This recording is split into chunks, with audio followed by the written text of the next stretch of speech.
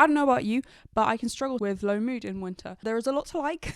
I like the cozy elements. I've got my cozy scarf on. I love Christmas, but it is a bit demoralizing when it's getting dark before you finish work. I thought it would be a good idea to talk about how we can romanticize this time, romanticize winter, and actually enjoy it and make the most of it. I want to start with one of my favorite things, which is Pinterest. If you've watched any of my videos, you will have heard me talk about this before. I love Pinterest, and this is a great place to start if we're talking about romanticizing this season. You can make a separate winter board or just search for like wintry images, and you can make yourself a collage. I did an autumn mood board, an autumn collage, which helped to like summarize my goals, and I really like the process of that, and I like the final product. So you can make some kind of winter collage, reminding yourself of the elements that you really like about this season, whether it's staying in and reading a book, being cozy on your bed reading, making really wholesome like soups or stews, wearing all of your nice wintry clothes and layering. You could make a collage of all of that. You can also use Pinterest for outfit inspiration, like winter outfit inspiration. You can search for, scarf ideas or like winter ideas, winter outfit ideas. I love it so much. I have so many boards on Pinterest. I kind of find it hard to keep track. To me, it's a really easy way to romanticize my life, romanticize this winter season. It helps to counter all of the darkness and the gloom, because I'm like, oh yeah, I should get my blankets out. Yeah, it's got dark really early and I don't really like it, but now let's focus on a different project. Like, let's read a book. But as well, being aware of like, if it is really dark and gloomy and that's affecting you. I'm not the best at this, but then if there is a sunny day, you need to take advantage of that and be like, right, it's sunny, let's go outside. Because, they recommend everyone in the UK takes vitamin D over the winter because there is hardly any sun. On the radio a few weeks ago, they said in the last 11 days, we'd had 20 minutes of sun. That's not an average of per day, 20 minutes of sunshine. That was over 11 days. So if there is a bit of sunshine, I need to be like, let's go outside and enjoy this bright light. Because like at this point, what is the sun? So the first thing is Pinterest. It's always going to be the first thing for me. Different outfit combinations, different color. I want to say in terms of outfits quickly on Pinterest, a lot of them are they can be very like minimalist, neutrals, like very chic. But if that is not you, that's fine. I love wearing color. For example, look at this lovely mint icy blue colored jumper. I love wearing colour. You can just take what works for you and leave what doesn't. It doesn't have to like make you feel bad. Or the key, I think, as well, is to not make it influence you. This is difficult. One of the points of Pinterest is to advertise things and sell things to us, even by people who are creating pins. They might have affiliate links to the outfit that they're showing. It might seem like a really mindless thing to like scroll on Pinterest and let's pin the pretty pictures, but I find it helpful to have a little bit of awareness when I'm doing that and be like, okay, am I being influenced to think like I need this red bag, or I need a suede bag, or I need a coat that looks like that? It looks really nice in the picture, but just don't be so on edge so that when you see something, you're like, oh, I must have that. Use it more mindfully and more like, okay, they've got that coat paired with this style of bag or this style of shoe. I'd not thought of that combination before. I could try this with the things I already have in my wardrobe. Another thing for winter vibes is to create a separate playlist. I'm sitting here next to my record player. Looking down here, you can pick like traditionally Christmassy or wintry music. Obviously, Christmas music is its own genre that we have. Sorry, I'm just trying to get to... This to me is incredibly wintry. A Tchaikovsky record. This is my dad's. I think it was my granddad's. It's got some of the most famous songs from The Nutcracker on one side and then Swan Lake on the other side.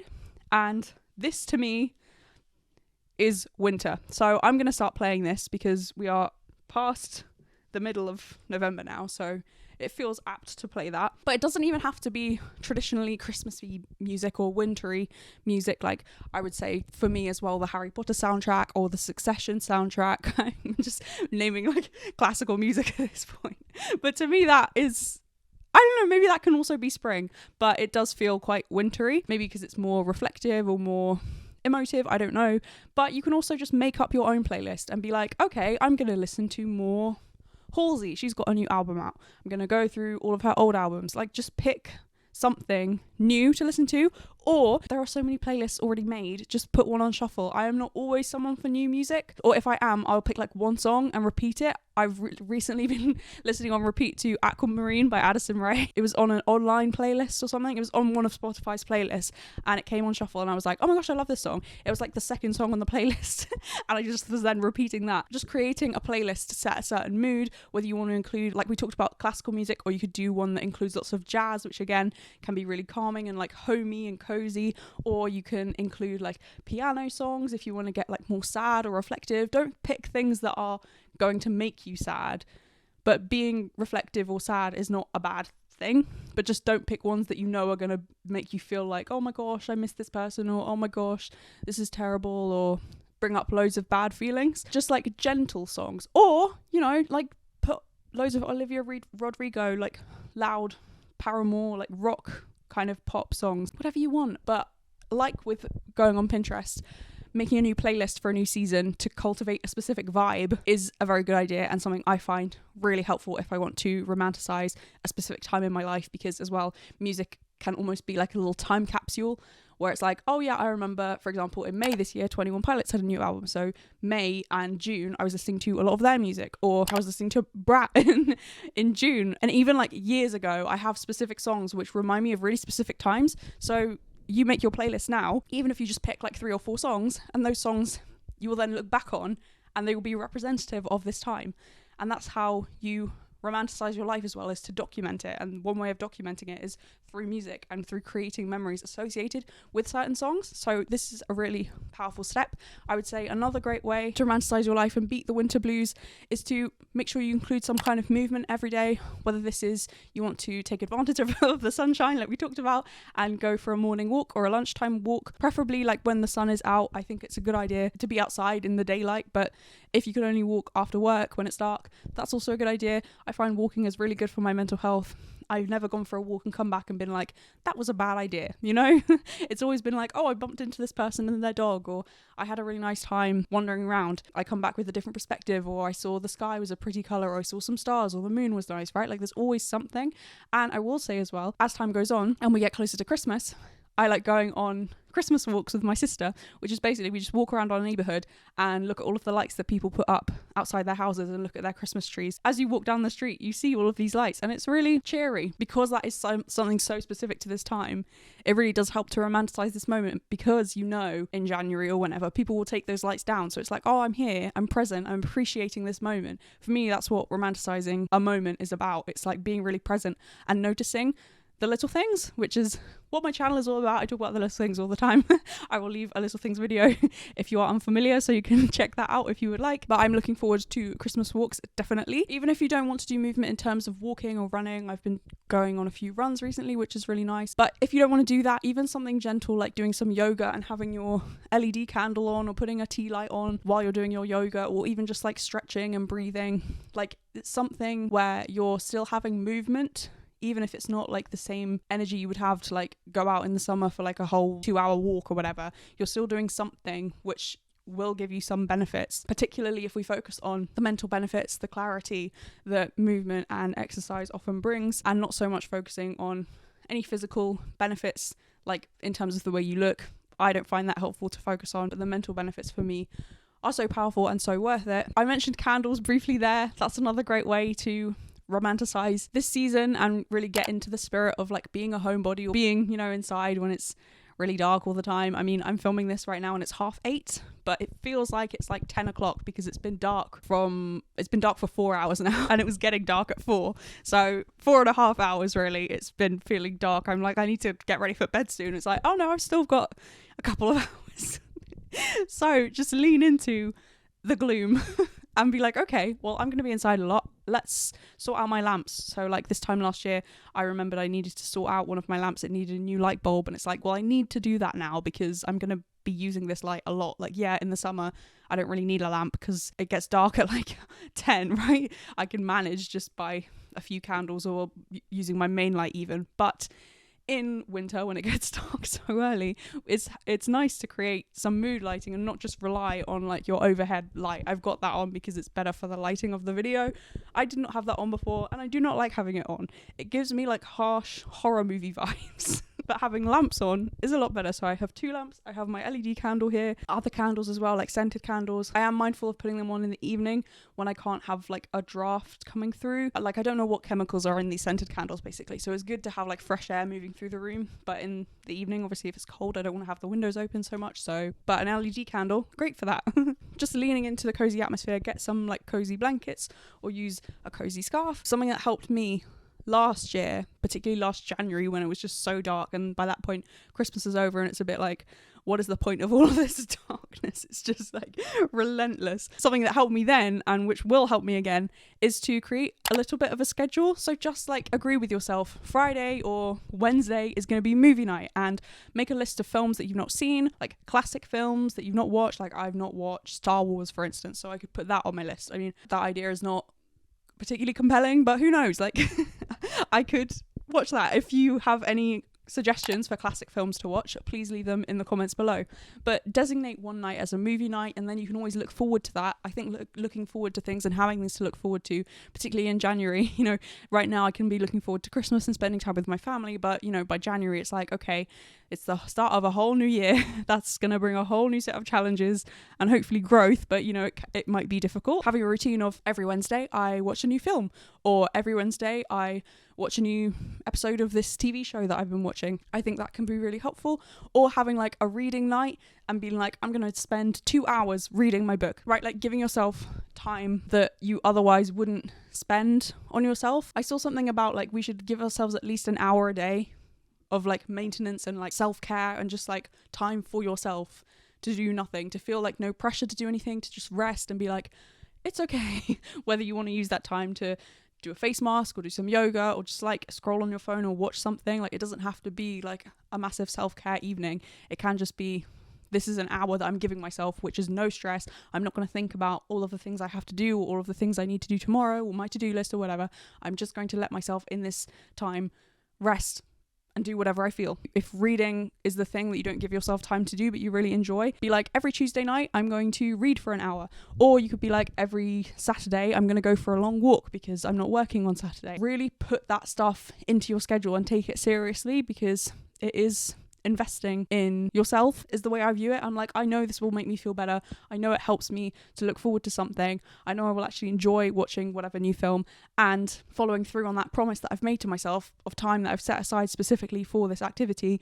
That's also going to help me feel good, and it helps build trust within myself, because I'm like, I said I would do this thing, I did this thing, and it helped, and I looked forward to it. I enjoyed it, and then afterwards I can look back and reflect to be like, I'm glad I did that. I'm now looking forward to the next week, right? And you then get in this positive cycle, building trust within yourself, because you're like, I keep my word, I make time for myself, I keep promises to myself.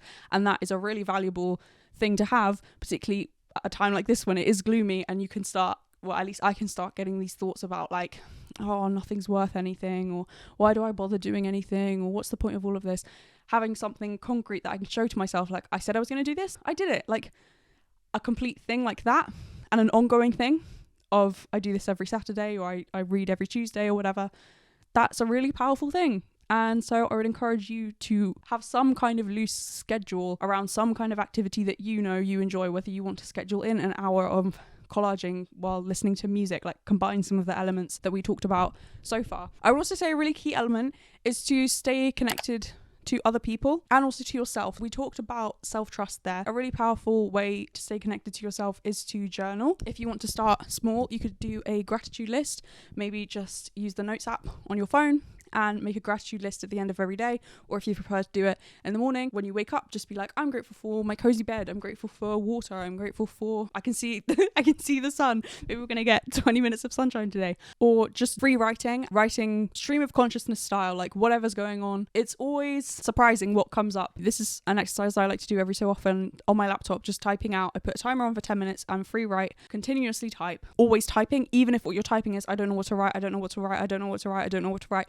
And then once you start thinking, you follow the thread of your thoughts. So if you then are thinking like, I'm feeling really nervous about this thing tomorrow, or I don't know what to wear or whatever, you then just go with that and you write it out.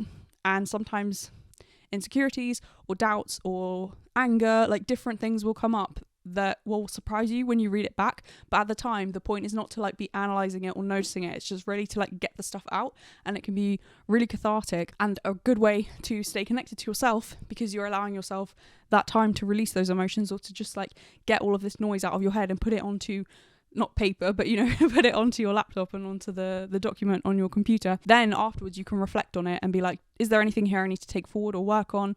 Anything here I wasn't aware of? Like what does this mean?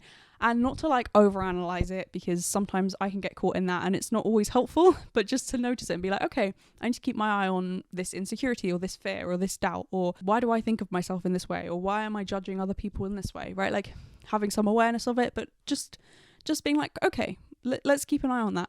This helps to build your relationship with yourself, because you're becoming more aware of your thought patterns, and then that helps you build more awareness in the moment, because you're like, oh, I notice now that feeling I get when I'm around this person, the same way I wrote about it the other day. But also staying connected to other people, I think, is really, really important in this time. So even if you're not a social person, or you are more of an introvert and you're fine by yourself, the long nights, being so dark so early, it can sometimes get to you. So maybe you want to, we talked about scheduling things in, maybe you want to schedule to phone someone every week. It doesn't have to be the same person, but you're like, okay, on Wednesday night I'm going to phone someone, maybe they can talk for 5 minutes, or maybe I'll catch them and we can talk for an hour and it'll be really nice, right? Like, don't have any expectations. Just go into it open-minded and be like, I hope to talk to this person, or I hope to have a nice conversation. Or even you could enlist a friend and be like, hey, let's have a catch up every Wednesday for like 20 minutes. And then you're helping each other. And then that's also an ongoing thing you can schedule and be like, oh, I'm looking forward to chatting with my friend this week and hearing what they've been up to, right? Staying connected, I think, is so important. It's important because it's really easy to isolate at this time of year. To be honest, it's me. It's really easy to isolate any time of the year. Speaking with other people, it does get you out of your head. Same way as like going for a walk. I've never really regretted that. Like, I never come back for a walk and be like, I wish I'd never gone for that walk. People are more complicated, obviously, because everyone has different reactions and different programming, and people have different moods. So like, yeah, you may want to talk to someone or try and talk to someone, and then they say something, or they're not available, or they're not emotionally available, and you may be like, oh, I regret opening up to them. Why did I try and have a conversation with them? Now I feel silly, or now I feel whatever. So I'm not saying it's without risk, but I'm also not saying that risk isn't worth it. Try and be more connected to people. Maybe you schedule a movie night in with your flatmates or whatever. Do more social things, even if you feel like, oh, I don't really need it. Because as well, with stuff like this, that's like an ongoing thing in terms of your mood, there will be all kinds of other things that pop up and make you feel sad or irritated or low mood. Maybe you don't sleep so well one night. Maybe you have a bad day at work. Like, there's going to be things that pop up. And we can think when we're in a good state, oh, I don't need to bother with all of these things, like these small things, the little things, like going for a daily walk or checking in with someone or having a little chat about nothing. Like we might think like, oh, I don't need that. But it's like, no, this is an ongoing thing, and you want to try and keep your mental health or your mood in as good a place as possible. And so even if you feel like, oh, I'm okay, like I don't need to talk to anyone, it's still a good idea to like keep up with that and to keep up with most of these things, because you may be feeling okay now, but invariably something will happen, your mood will shift, or we'll have another 11 days without sunshine or it's just gloomy grey the whole day, and then you might be feeling worse. But if you have all of these in place, if you already have these habits of going for a walk early or putting on your winter playlist as you're getting ready for the day, if you already have those things in place, then when you are feeling worse, it's not like a big deal, because you're like, well, I'm already doing these things. Or if you've fallen out of doing those things, you know they will help, and it's easy to get back into the rhythm of doing them. So I hope something that I've shared here has helped you and encouraged you and reminded you that this can be a really nice season, even if it is a bit dark and gloomy sometimes. I will leave one of my episodes of the little things on the screen, because I mentioned that the little things really do make a big difference, and we mentioned lots of little things in this video, and I really do hope that you can implement some of them and they will help you. Check out the little things video on the screen if you would like to hear more about this life-changing practice. It really has made a big difference in my life, so I hope it will do the same for you. God bless. Thank you so much for watching, and I will see you in the next one.